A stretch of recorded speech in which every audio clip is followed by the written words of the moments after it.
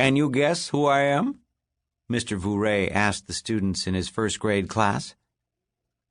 He was wearing a white wig with a ponytail tied with a ribbon. On top of the wig sat a hat with 3 corners. He wore short pants, showing long white socks. Shiny buckles decorated the tops of his shoes. Elvis Presley? Nate Hathaway asked. Mr. Vouray shook his head. I'm a king, but not the king of rock and roll, he said, grinning. Anyone else have a guess? King Tut? Brian Pinto said. Everyone laughed. Wrong period of history, Mr. Vouray said. And King Tut was 9 years old when he became king. Do I look that young? It was the last day of school, and warm in the classroom.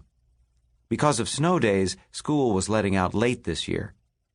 A fan sat on Mr. Vouray's desk, but it didn't do much good. The windows were open, but there was no breeze. Give us a hint, one boy called out.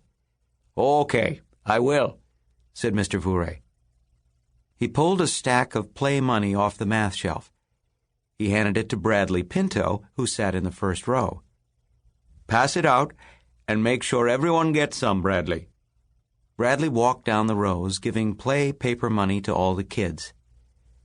Does everyone have money? Mr. Vouray asked when Bradley was back in his seat. But it's fake, Brian Pinto said. We can't buy anything with it. Pretend, Mr. Vouray said. Then he pulled a box of prizes off the game shelf. Lucy, do you want to come up here and buy something with your money? Lucy Armstrong walked to the front of the class. She looked in the box. Can I buy those stickers? She asked. Certainly, Mr. Vouray said. That will be $1, please. Lucy handed him a fake dollar. And $10 tax, please, Mr. Vouray added. $10 tax? Lucy said. That's a lot. Do you want the stickers, Lucy? Mr. Vouray asked. I guess so, Lucy said. She gave him $10 more and took the stickers back to her seat. You got robbed, Nate told her. Has anyone guessed which king I am? Asked Mr. Vouray. King Robber, Brian said, and everyone laughed again. I am King George III, Mr. Vouray said.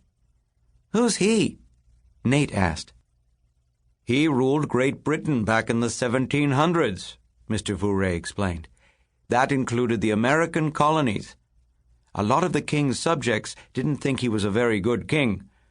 For one thing, he taxed them way too much, just like I taxed Lucy too much. Even though the people in the colonies paid high taxes, they didn't have anyone to represent them in the British government.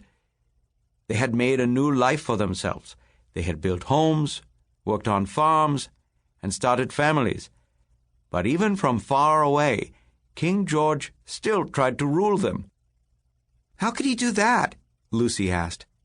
He was a very powerful king, Mr. Vouray said.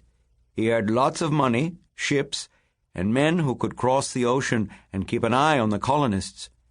Finally, the colonists had had enough of King George. They decided to break away from his power.